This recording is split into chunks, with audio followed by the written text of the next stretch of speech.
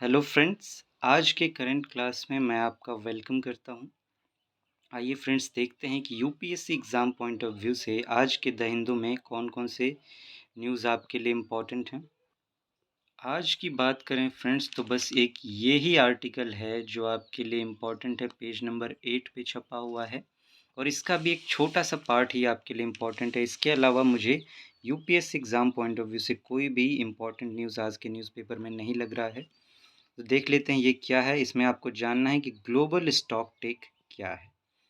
तो global stock take को समझ लेते हैं। हो सकता है यूपीएससी प्रीलिम्स में ये शब्द आपको दे दे और आपसे पूछा जाए कि ये क्या है, ऐसा यूपीएससी पूछता रहा है। अब देखिए, पेरिस एग्रीमेंट के बारे में आपने सुना होगा, जिसमें ग्लोबल वार्मिंग जो हो रही है उसको कम करने की बात की गई है। तो to assess the world's progress towards the goals of Paris Agreement, UNFCCC countries conduct a global stock take।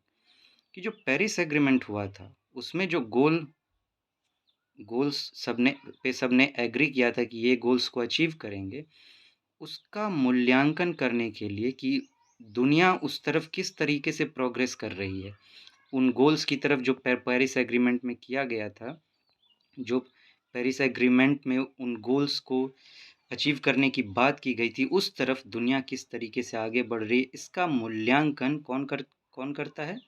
UNFCCC, United Nations framework convention on climate change करती है। और इसी को ग्लोबल स्टॉक टेक कहा गया है, जिसमें ये देखा जाता है कि ये जीएसटी इसको कहा जा रहा है ग्लोबल स्टॉक टेक को। तो GST is a mechanism to ensure to measure collective progress, identify gaps and chart a better course of climate action. क्या देखा जाता है इसमें? कि एक मैकेनिज्म है जो मेजर करती है क्या?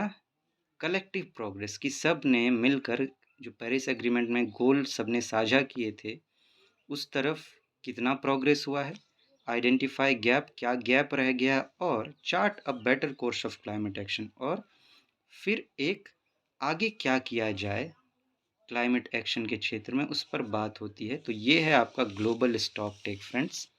इसे आप ध्यान में रखेंगे, प्रीलिम्स में पूछा जा सकता है। इसके अलावा UPSC exam point of view से आज मुझे कोई भी इम्पोर्टेंट नहीं लग रहा है। बेमतलब के टॉपिक्स हमें नहीं देखने चाहिए फ्रेंड्स। तो फ्रेंड्स, फिर मिलते हैं। Thank you so much. Have a nice day.